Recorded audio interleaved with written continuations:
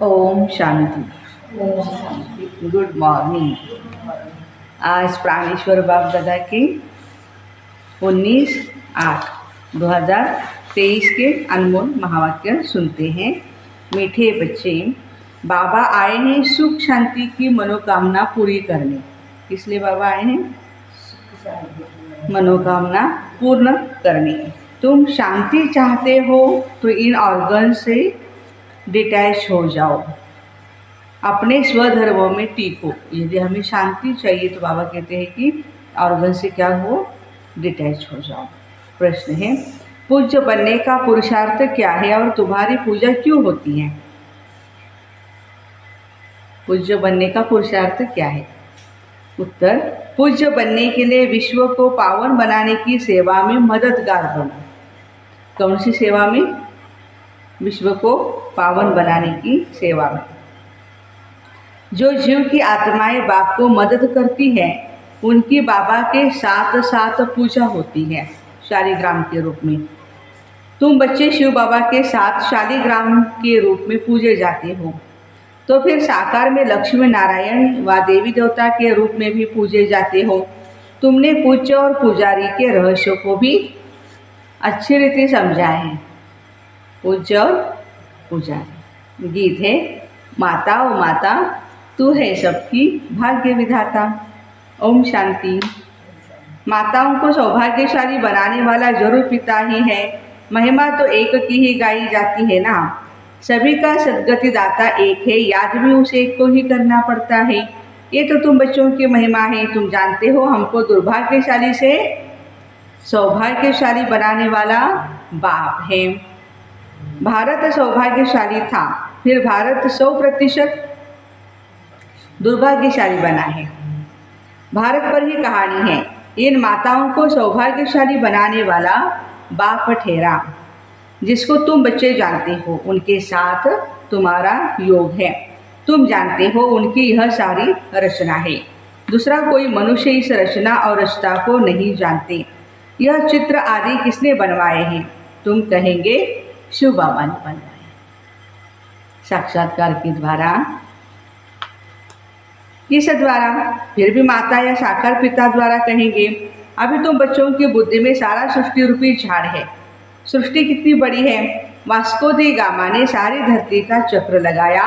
पिछाड़ी में सागर ही सागर है, आकाश ही आकाश है और कुछ भी नहीं। ये सब तुमने स्कूल में भी पढ़ा है ना। बाबा फिर सब बातें नक्शल में समझाते हैं। तुम जानते हो भारत में 5000 वर्ष पहले बरोबर सतयुग था। सतयुग में सिर्फ भारत था। भारत में भी कितने थोड़े होंगे। अभी तुम कहेंगे हम सूर्यवंशी राजधानी के थे। जमुना के कंठे पर श्री कृष्ण की राजधानी थी, ऐसा गाया जाता है। जमुना का कंठा कहाँ है? दिल्ली। तो बाबा कहते हैं दिल्ली को परिस्तान कहते हैं। दिल्ली नाम नहीं उस समय, परिस्तान। पहले पहले जरूर कोई की राजधानी होगी। तुम कहेंगे हम सूर्यवंशी राजधानी के थे, बाद में अलग अलग हो जाते हैं। तो प्रभाव वास्तव में जहाँ राज्य करते हैं वहाँ होता है। भारत का बहुत प्रभाव है। जितने भी धर्म संस्थापक हैं सब भारत में ही जन्म लिए हैं। और देवी देवताओं की भी पुण्य भूमि भारत ही है। तो प्यारे बाबा कहते हैं कि यह सब बातें तुम्हारी बुद्धि में टपकनी चाहिए। पानी जैसे टपकता है ऐसे ज्ञान की बूंद बूंद भी हमारी बुद्धि में टपकनी चाहिए, धारण करना होता है। शिव बाबा को फिर सोमनाथ या ज्ञान का सागर कहते हैं। सोमनाथ नाम पुजारियों ने रखा हुआ है। असूल उनका नाम है शिव बाबा। शिव किसको कहा जाता है? आत्माओं के बाप को। आत्मा तो बिंदी है, गाया भी जाता है परमपिता परमात्मा, सुप्रीम सोल। सोल अर्थात आत्मा। आत्मा बड़ी छोटी नहीं होती। बाबा कहते हैं मैं भी इसमें प्रवेश करता हूँ तो कोई को मालूम नहीं पड़ता है। बाबा कब आते हैं कैसे आते मालूम नहीं पड़ता, परंतु समझते हैं भ्रुकुटी के बीच में वह छोटा सा स्टार है। तो कहेंगे मस्तक मणि, माना मस्तक में रहने वाली मणि। मणि आत्मा को कहा जाता है। कहते हैं सर्प के मस्तक में भी मणि होती है, नागमणि, हमने सुना है ना शास्त्रों में। ये सब बातें वास्तव में इस समय की है। आत्मा रूपी मणि प्रकाश करती है, वह भ्रुकुटी के बीच में रहती है। बाप तो तुम बच्चों को रोज रोज नई नई बातें समझाते रहते हैं। मुख्य बात समझनी है, मैं आत्मा स्वदर्शन चक्रधारी हूँ। बाबा कहते हैं मेरी जो आत्मा है, जिसको परमात्मा कहते हैं, मैं जन्म मरण रहित हूँ। मैं आता जरूर हूँ। निराकार का मंदिर बना हुआ है। आगे यह ज्ञान भी नहीं था, जरूर निराकार ने आकर कुछ किया है। निराकार आते ही फैमिली में है।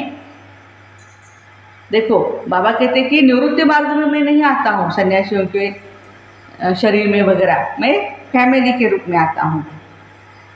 क्योंकि लक्ष्मी नारायण की भी आत्मा आती है, उनको भी शरीर दिखाते हैं। लिंग रूप की एक ही शिव का दिखाते।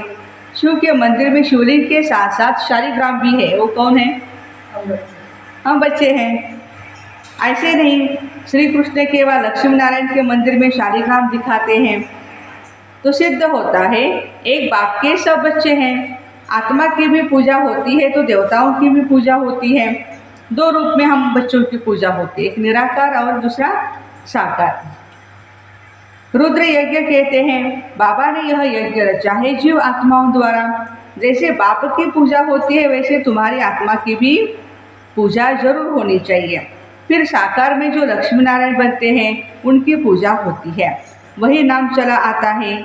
यहाँ तुम आत्माएं सर्विस कर रही हो इस शरीर द्वारा, इसलिए तुम आत्माओं की पूजा होती है। क्यों पूजा होती है? हम पावन बनाने की या पावन दुनिया लाने की सेवा में मददगार है, इसलिए। शिव बाबा कहते हैं मैं भी इनसे बहुत भारी सर्विस करता हूँ, इसलिए पहले पहले मेरी पूजा होती है।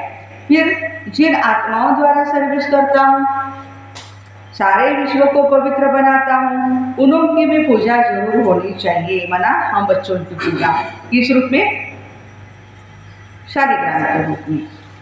तो बाबा कहते हैं कि सबकी पूजा होती है। कम से कम लाख शालिग्राम बनाते भक्ति मार्ग में। बाबा कहते हैं लाख शालिग्राम बनाते। सेठ लोग रुद्र यज्ञ रचवाते हैं तो कोई 5000, कोई 10,000, कोई लाख शालिग्राम बनवाते हैं। बड़े बड़े सेठ जो होते हैं अपने अपनी जितनी भी प्रॉपर्टी है उस अनुसार ये शालिग्राम ऐसे बनाते हैं। ये है ही आत्मा और परमात्मा की पूजा। बाबा समझाते तुम आत्मा इस पति शरीर द्वारा सेवा कर रही हो, पावन शरीर द्वारा नहीं, पति शरीर द्वारा सेवा कर रही हो। सबसे जास्ती सर्विस शिव बाबा करते हैं, यहाँ करते हैं। कौन करते हैं? प्यारे बाबा कहते हैं। फिर तुम्हारे द्वारा कराते हैं तो तुम आत्माओं की भी पूजा होती है। बाबा के साथ पहले पहले तुम्हारी महिमा आनी चाहिए। जानते तो कोई भी नहीं, न रुद्र को जानते न शालिग्राम को जानते हैं। रुद्र कौन? शिव बाबा। शालिग्राम कौन? हम आत्माएं जिन्होंने राज्य पाया। अभी तुम राज्य पा रहे हो। पूजा भी मुख्य की होती है, वो है लक्ष्मी नारायण जिनकी डिनाइटी गाई है। उन्होंने यह भी राज्य कोई की मदद से दिया होगा ना। तुम बच्चों की मदद से राजधानी स्थापन होती है। देखो आज बाबा हम बच्चों की महिमा कर रहे हैं, शाबाशी दे रहे हैं कि आप बच्चे मुझे मददगार हो। बड़ी मीठी बातें हैं। बातें भी कैसी है? मीठी है। नटशर में बाबा समझाते हैं ताकि धारण भी कर सको।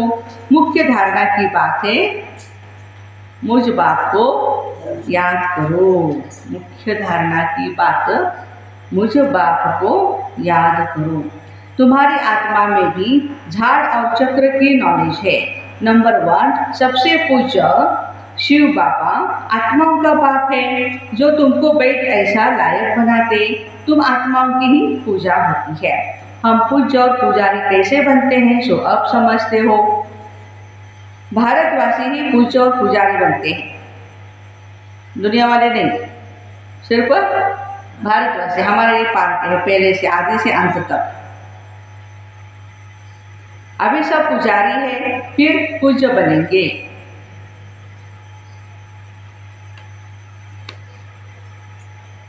वहां फिर कोई भी पुजारी भक्त नहीं होगा। कहाँ?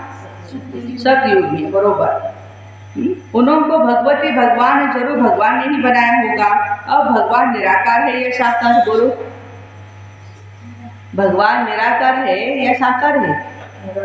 निराकार है, इसलिए निराकार की पूजा की जाती है। साकार में तो ऊंचते ऊंच लक्ष्मी नारायण है और उन्हों को बनाने वाला निराकार है।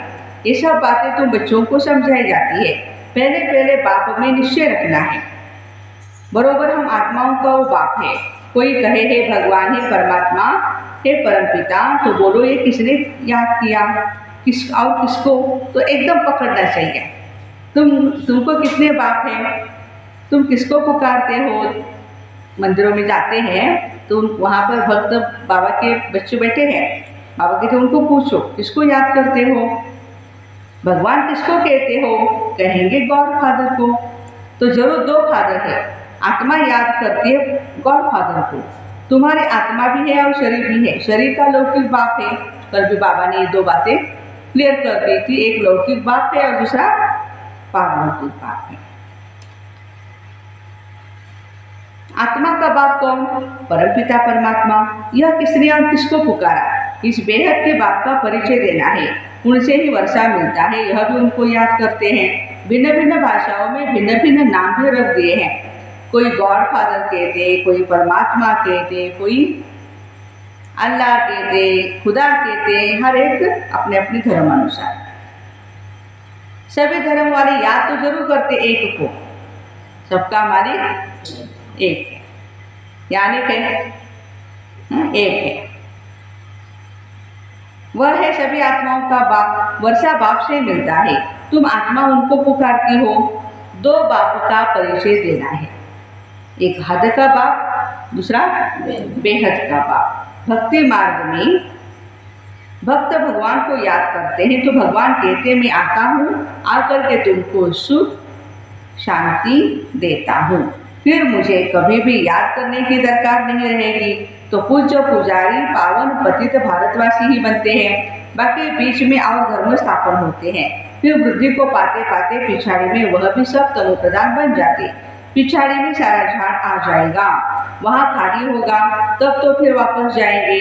तो अभी है पतित दुनिया, गाते भी है पतित पावन आओ, तो जरूर ये दुनिया पतित है, भारत पतित है, आत्माएं भी पतित है। शिव बाबा आते जरूर है, परंतु कब कैसे आए वो भूल गए हैं। श्री कृष्ण नहीं कहते कि मैं शरीर धारण कर तुमको समझाता, उनको तो शरीर अपना खुद का है नहीं। धारण करने की क्या बात है? धारण वही करेगा जिसके पास शरीर नहीं है। दूसरों के शरीर को धारण करने वाला तो एक ही परमात्मा है ना। तो बाबा कहते हैं कि श्री कृष्ण ऐसा नहीं कह सकते हैं। यहाँ तो निराकार बाप कहते हैं मैं तुमको समझाता हूँ, तो वह अलग हो गया। श्री कृष्ण को तुम खुद ही गीता का भगवान मानते हो। श्री कृष्ण ने ये नहीं कहा कि मैं ही गीता का भगवान हूँ, लेकिन हम बच्चों ने गीता का भगवान, गीता सुन करके, गीता का अध्ययन करके, गीता को प्रैक्टिकल में जीवन में ला कर फिर साधारण मनुष्य श्री कृष्ण जैसा बनते हैं। तो बाबा कहते कि ये तो कहते हो मैं साधारण वानप्रस्थ वाले तन में प्रवेश करता हूँ, बाबा कहते हैं मैं तुम्हारे जन्मों को जानता हूँ। शिव बाबा इसमें प्रवेश करते ब्रह्म बाबा में। श्री कृष्ण को भगवान पतित पावन ज्ञान का सागर नहीं कह सकते। भर गीता हम हाथ में उठाते हैं, फिर भी कहते हैं पतित पावन सब सीताओं का राम, सब सीताओं। हाँ, त्रेता युग वाले राजा राम तो एक ही सीता के राम थे, लेकिन लाखों करोड़ों सभी आत्माओं का राम एक ही शिव राम है, शिव बाबा है। राधे का कृष्ण नहीं कहते हैं। राम अर्थात परम पिता परमात्मा। त्रेता का राम कहे तो उनसे ऊंचते ऊंच लक्ष्मी नारायण है, फिर उनका नाम क्यों नहीं लेते हो? परंतु नहीं है बात परमात्मा की। हे राम कहते हुए भी शिव ही या भगवान ही याद आते हैं। हेवेनली गॉड फादर निराकार को कहते हैं, लिबरेटर गाइड बाप को ही कहते हैं। क्राइस्ट थोड़े ही सबको लिबरेट करेगा, किसी का भी नाम नहीं ले सकते। बाबा आकर दुख से लिबरेट करते, वही फिर गाइड बनते। कहते हैं मैं तुमको रास्ता बताता हूँ, तुमको बाबा ने आकर अपना बनाया है। हमने प्रयास किया भगवान को पाने का, लेकिन अपना बनाने का काम बाबा ने किया। तुम्हारा यह है ईश्वरीय जन्म, तुमको शिव बाबा से शक्ति मिलती है। तुम्हारा है साइलेंस का बर्थ और उन्हों का है साइंस का बर्थ। वह बुद्धि से काम लेते हैं, उन्हें साइंस घमंडी कहा जाता है, जिससे विनाश करते हैं। सुख भी साइंस बहुत देती है, फिर विनाश भी कर देती है। तुमको तो वहाँ एरोप्लेन आदि सब होंगे। बाबा किसी बच्चे को ये ख्याल आया होगा बाबा एरोप्लेन में मुझे बैठना है। बाबा कहते बच्चे सत्युग में बहुत सारे होंगे एरोप्लेन तुम्हारे पास।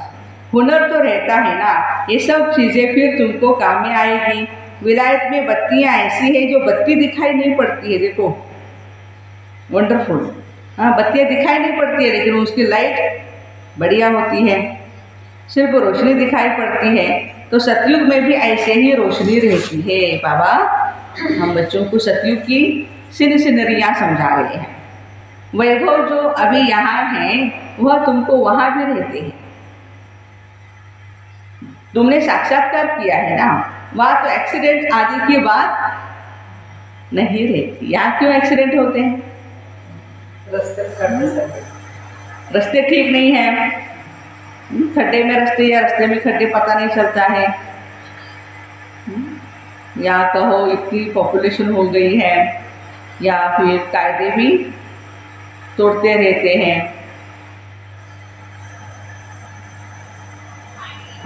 तो प्यारे बाबा कहते तुमने साक्षात्कार भी किया है, वहाँ तो एक्सीडेंट आदि की बात नहीं, दुख की बात नहीं। बाबा आकर तुम्हारी सुख और शांति की मनोकामना पूरी करते। मनुष्य शांति के लिए भटकते हैं, उनसे पूछना है तुमको अशांत किसने किया? ये तुम बच्चे जानते हो।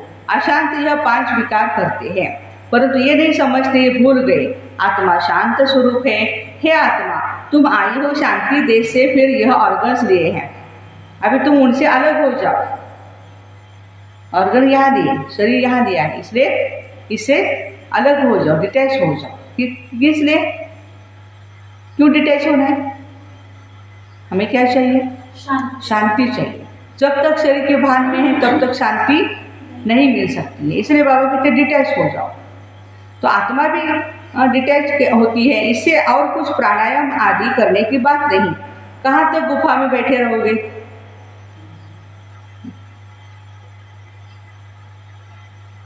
आत्मा कहते हैं मैं इन ऑर्गन से डिटैच हो जाती हूँ क्योंकि थक गई हूँ ना, रात को आराम करती है, डिटैच हो जाती है।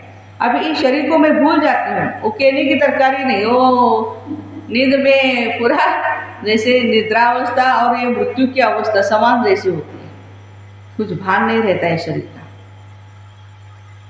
अभी बाप कहते तुम अपने स्वधर्म और स्वदेश को याद करो। तुम असुर वहाँ के रहने वाले हो, अपने घर को याद करो। कर्म तो करना ही है, कर्म के बिना नहीं रह सकते।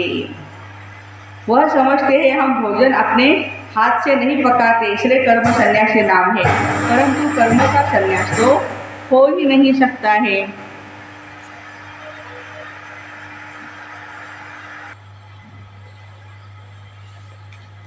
उनका तो धर्म ही ऐसा है। गृहस्थियों के पास उनको खाना पड़ता है, इसलिए फिर गृहस्थियों के पास जन्म ले निवृत्ति मार्ग में जाना है, क्योंकि भारत को पवित्र बनाना है। भारत में ही प्योरिटी थी, सब प्योर थे, अब सब पतित है। बाप बैठ यह राह समझाते, फिर कहते हैं बच्चे और कुछ न करो, सिर्फ बाप को याद करते रहो तो तुम्हारे विकर्म विनाश हो जाएंगे और तुम मेरे पास चले आएंगे। ड्रामा पूरा होना है, सतो रजो तमो में पास होकर अभी सबको वापस जाना है। अच्छा, मीठे मीठे सिक्के लगे बच्चों प्रति माता पिता बाप दादा का याद प्यार और गुड मॉर्निंग। रूहानी बाप की रूहानी बच्चों को नमस्ते। हम रूहानी बच्चों की रूहानी माता पिता बाप दादा को याद प्यार गुड मॉर्निंग और नमस्ते।